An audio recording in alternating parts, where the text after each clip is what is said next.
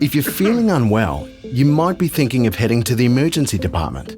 But sometimes, there's better ways to get better.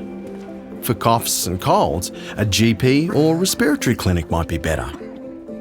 For minor cuts and grazes, you're better off at a pharmacy.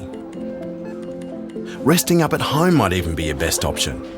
If you're not sure what to do, try calling Health Direct, and the emergency department's always there if you need it.